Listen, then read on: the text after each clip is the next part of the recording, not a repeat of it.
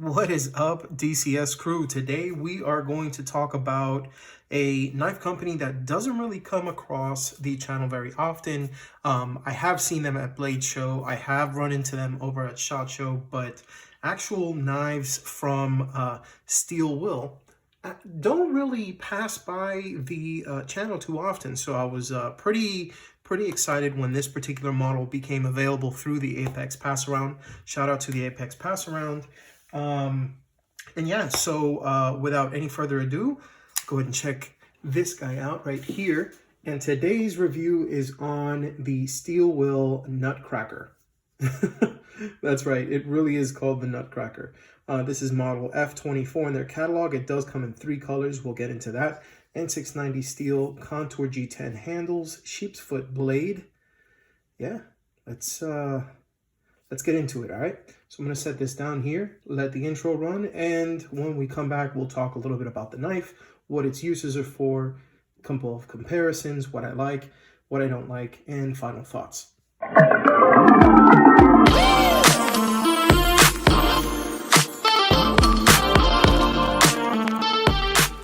All right, ladies, gents, and everyone in between, welcome back. We have the Steel Will Nutcracker. Now, this particular version is the gray G10 with the stonewashed, the black-washed N690 stainless steel blade. The particular model for this one is model F24-20 if you happen to be looking for it. This is a full-sized flipper knife. It's like I said before, gray contoured G10. This is a really badass sheep's foot blade, accessible by flipper tab, as you can see right here. Very nice. I'm gonna just go ahead and show you what it looks like from all 4 sides. This is the show side. That's the lockup. This is the clip side.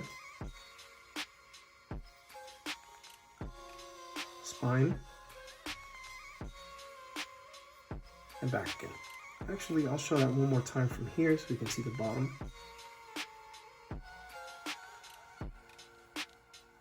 Those barrel spacers are really badass. They have that red and they really give it a pop because it's a lot of neutral colors on here. In fact, everything is neutral color on here. There's the gray, there's the black, and the white lettering.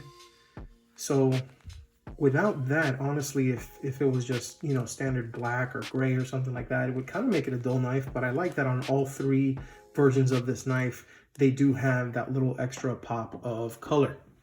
So its overall length is 8 inches. You have a 3.5-inch blade and a 4.5-inch handle. The clip is not a deep carry clip, and it is right hand tip up carry only. All right. It does run on ceramic bearings, and the action on it is very good. Now, when I say very good, it's not excellent per se when you are flicking it out, although it does flick out nice and smooth. It's when you're going to go ahead and recall the knife that it shuts so well. Okay, I'm going to do that one more time. I want you to see this. Beautiful knife. Do one more time. Oh. This is truly a nice action when it comes to just a drop shut. It feels really good, especially seeing that it's such a large, it's a larger knife than what I'm actually used to using. Speaking of large, it is on the heavier side of EDC knives. This runs just under 4.6 ounces. There's a lot of lightweight options like the bug out or even the Deca, that sort of thing, that don't even come close to this. So to have something like this when you're usually carrying a lightweight knife is it's a bit polarizing. But if what you typically do is use your knives for something a little bit more task intensive, labor intensive than the average knife, then something like this may not be what you look for. You may want to look for something like this. Okay. Now, speaking of tasks, this knife was actually designed to mince food, to peel coconuts, and actually to to crack open walnuts easily. So that's actually why they named it the Nutcracker, which I thought was pretty cool. And with regards to size, because I told you it's about 8 inches, what I'm going to do is I'm going to show you a couple of other knives that I have lying around so you can see as far as overall profile where they fit with this particular knife. So starting with that, there are going to be some new ones and some familiar ones. We'll start with some familiar ones that you know. You saw this guy right here. This is the Elishewitz design through Hogue. This is the Deca. This is the ProTech SBR. All right. You've got the Bestech Eye of Ra.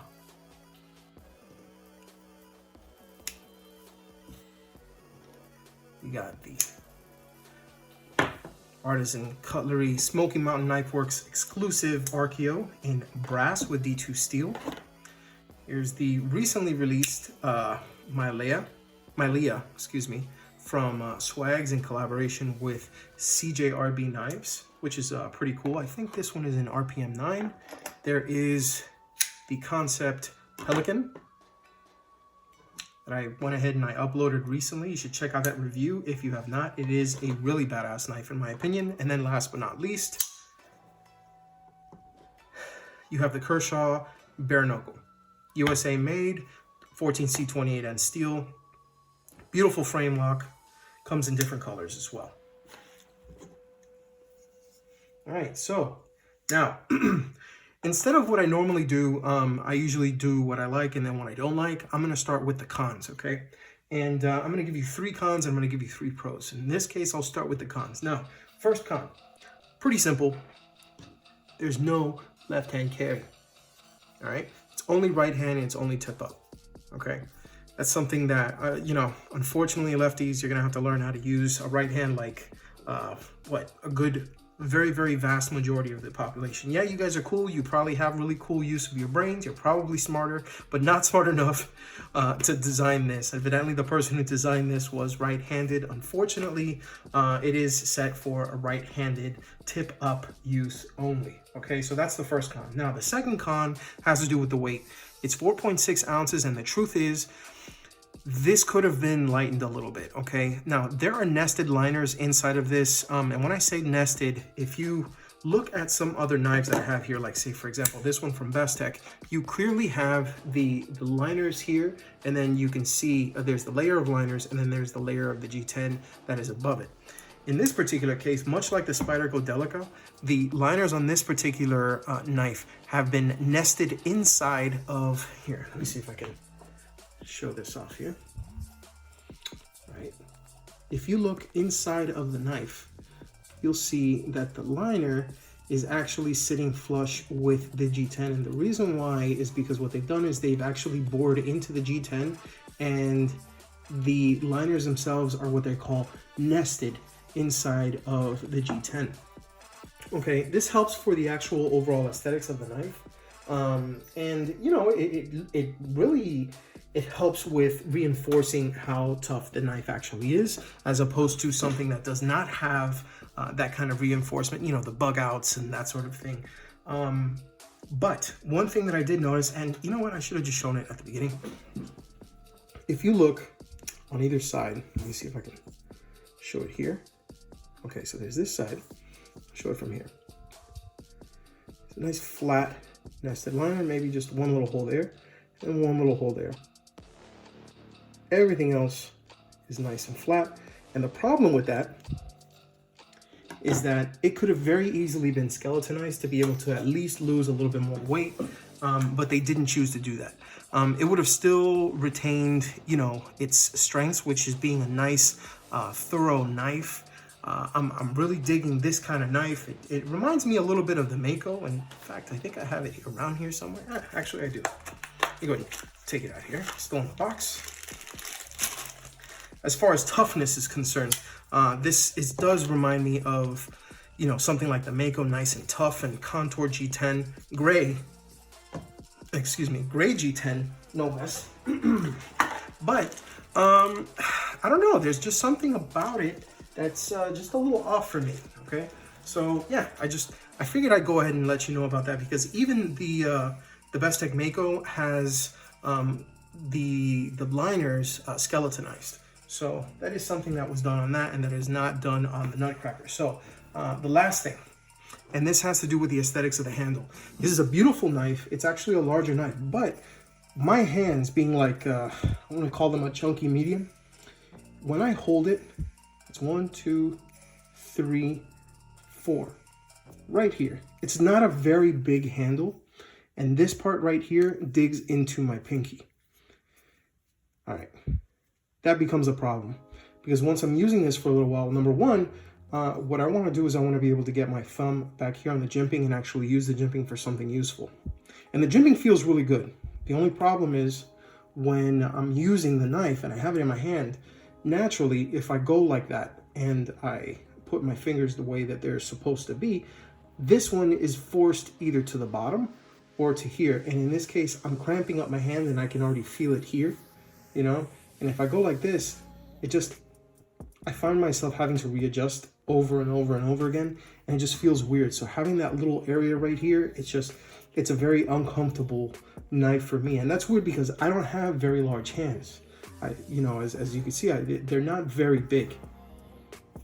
Now, they're not small by any means, but I could see this as being a problem for larger hands, and it's already a bit of a nuisance for me having medium-sized hands. So I do want to say that, you know, it does make the hand uncomfortable for me. If you find yourself having to adjust your grip when you are actually using this for doing stuff that it's meant to be doing, I don't know. You really wouldn't be alone. Let's just say that, okay? So those are the cons. Okay, now let's go to the pros. The pros, the action. Like I said before, the action itself, it's very easy to get into. I mean, you know, you can give it a little, you know, boom, boom. I mean, I haven't had it misfire yet, and you know, even though it's a bit of a, you know, it's a thicker stock, it's a heavier blade, you know, it's got some nice jimping on the flipper tab, so I have not had an issue using it. And then just drop shutting it, it's been great so far. I cannot deny the fact that the action on this is extremely good. I've never really had an issue with any of the action on steel wheel knives, but you know, this affirms the fact that they know what they're doing when it comes to the use of you know, ceramic bearings, which this runs on. So so there's that. Now, the blade itself, because of the fact that you see a lot of these knives, you know, there's Civivi, there's CJRB, or Artisan Cutlery, I guess, if you will, Kizer, you know, Kube, Tucson, all these other ones. You very typically see, you know, D2. This is a stainless, and it's starting to be used a little bit more often, but I do see them a little bit more with knives at this particular style. And they're offering you a stainless option in Bowler N690. Now, Bowler N690 is not Bowler N690 CO. Bowler N690 CO is basically N690 with added cobalt into it, and it kind of propels it up a bit, kind of like when you consider something like Crucible's 154 CM as opposed to CPM 154. It's a bit of an upgrade. Okay, and you know, you pay a premium for that. Now, in this particular case, N690 is a fantastic stainless steel for this and for what you're going to use it for. If it's heat treated correctly, it's going to hold an edge well. It's going to hold a sharp edge, and it's not going to be something that's going to be difficult to sharpen and get back up to status. So you have that. You have the rust and corrosion resistance, and you know, just the overall sliceability. Even though the fact of the matter is it's a bit of a thick stock on the knife, the grind has been designed in such a way that when I received it, all I really did was run it onto a strop for a few minutes, and this thing was, I mean, it was beautiful. I gotta tell you, it's a really nice slicey knife. I got this from JT's Knife Life, who had it and used it for a bit, and he sent it over to me, and it still had wear marks on the blade when I received it. I cleaned it up. You know, I didn't sharpen it because it looks like it took a licking, because I can obviously see, like, you know, the areas where it was used. and after cleaning it, it was like nothing. It was like brand new. Stropped it, got it back up to where it was, you know, hair shaving sharp. And here we are. So there's that. So you have the drop shot action, you have the great blade for a variety of work, including the fact that it has a slicey sheep's foot blade. Sheep's foot blades are probably my favorite blades. If I had to choose as far as a blade shape, I would want, if I were designing a knife, it would be a sheep's foot. I mean, it's the perfect marriage between, say, something like a spear or drop point and a Wharncliffe. It's something that's got some nice belly, but the tip, while it's something that you can use, it's reinforced, so it's not something that's easily broken. I got really used to it after my father passed, and I inherited his mini Griptilian. It was, if I'm not mistaken, an old 555. And I've just, you know, got so used to using that and the reinforced tip for like just, you know, poking through stuff and maneuvering with it, that this has grown to be my favorite blade style. So that's always going to be a pro for me. Now, last but not least, and this is an important pro, and knife companies, I know you don't listen in on this because, you know, you don't really listen to us people, but I want you to take a good look. I'm getting as close as I can. I'm going to show you these scales. This is Contour G10, and then what they've done is they've taken, it's kind of like a two-tone. They have two different types of gray that they've layered into the G10, and then when they've cut it, they've actually cut it to where it's contoured. It has all of these beautiful lines, and as you can see, there are these mini ridges that have actually been machined into the G10.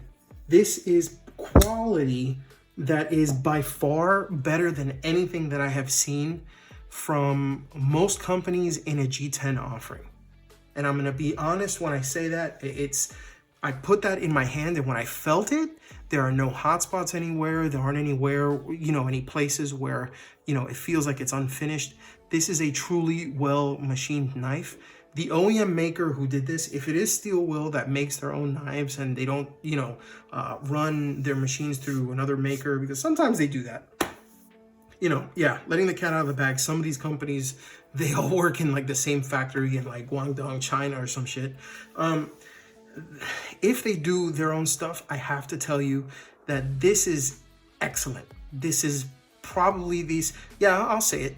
This is probably the best G10, like feeling G10, and just the way that it looks and the way that it's just designed. It looks amazing aesthetically. Like once you really get close enough to look at this, you're like, wow, that is superlative. I like using that word, superlative. So 10 out of 10 when it comes to the scales themselves. Believe it or not, the clip ain't half bad either. It's a weird looking kind of clip, but I've used it in shorts, I've used it in jeans, and I've used it in just like sweatpants, that sort of thing with pockets. So whether the pocket itself is actually thin or thick, this is actually the kind of clip that goes in. You know, it has a nice little, you know, just enough spring to be able to go in and out, but it's not something that really holds up when you are, holds up hard when you are trying to go ahead and take it out and put it in. This clip is done so it's like built into the G10 a little bit with this one single screw. It screws in, and there is actually a cutout in the G10 so that it slips through and it stays nice and sturdy and it's not moving around if for whatever reason it does get loose.